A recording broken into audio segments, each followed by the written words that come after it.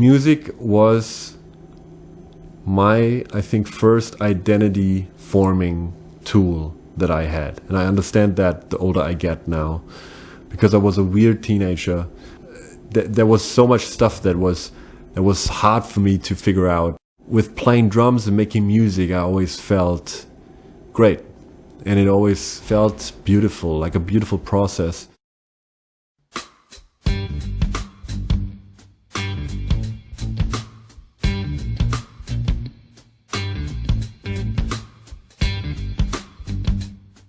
I just try to express myself. The way I try to approach it is this, and it works very well for me, is I take the art of music and of drumming, like the art form, very seriously. But I don't take myself very seriously.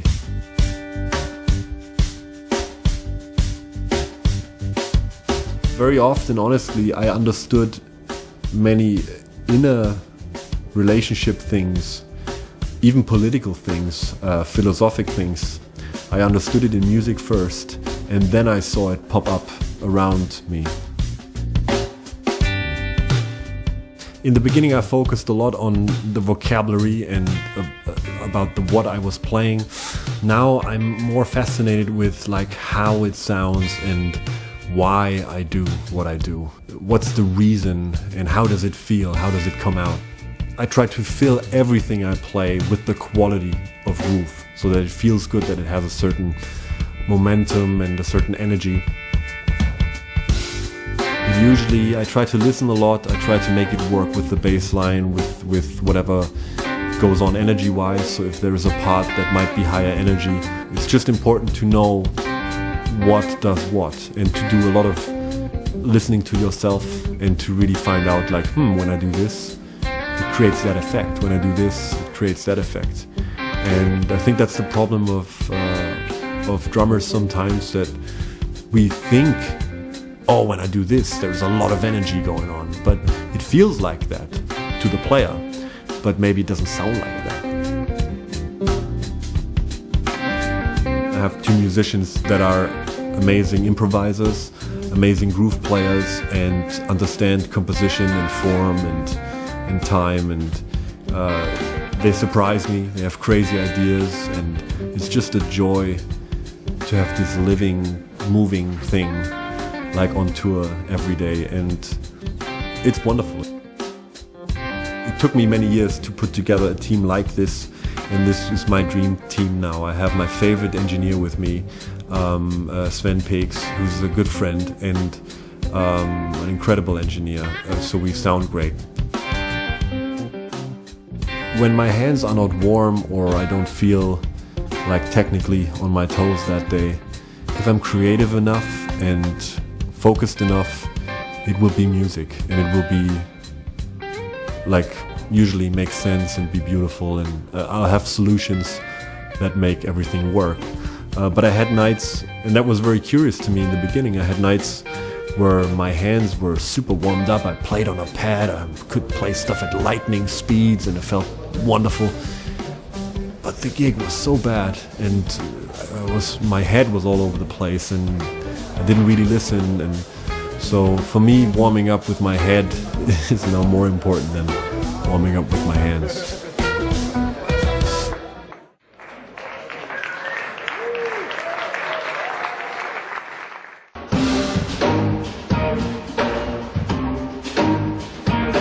In the beginning, I wanted everything to be perfect and everything to be as planned, and now I let more things happen, and actually I begin to see the beauty in that, and I'm very grateful for that. You can't really tell what will happen in the next couple of bars, and I enjoy that now. Perfection doesn't exist for me anymore. I don't strive for it. I don't find it attractive anymore.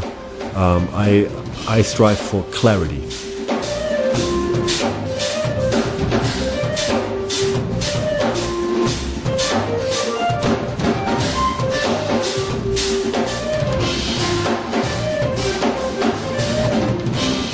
Having good technique is having the ability to express something, but then you have to have something to say.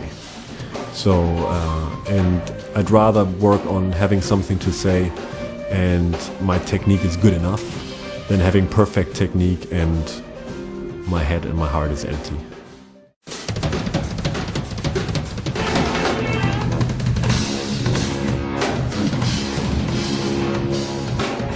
Now I get more and more to the point where I don't have to think. So, and I've read a lot about this in the last couple of years. Some people call it flow, like in meditation, many people talk about that stuff. So it's, I think it's a state where there is no strategizing and no overthinking, but stuff just happens, and it's an incredible moment when that happens, and and when that happens a lot or exclusively through the whole night, oh, it's heaven. And I think that's very addictive, and I think every musician, certainly every musician here in the band, but I think many musicians spend their lifetime chasing that, to have that as often as possible. I want to have that as often as possible, inside and outside of music, but definitely on stage.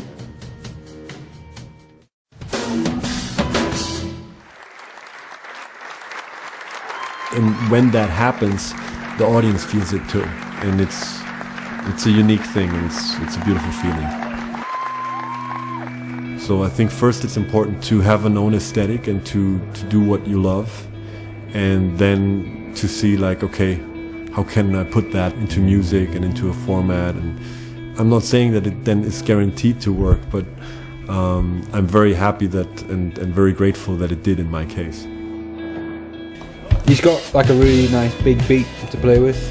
Time's always very, very obvious, even when he doesn't state the beat. It's sort of, his divisions are very clear, very obvious to play with. He has a great tone on the drums as well. But he's into playing music. He's into melody and harmony, and it's all very musical stuff. It's not like it's not drum specific things. I think that's the thing with Benny, is that the reason people really like his playing, knows all that stuff inside out. He's a musician first and he's a drummer second. Music was always a good friend who was always there for me, is always there for me, and explained the world to me. So it means the world to me.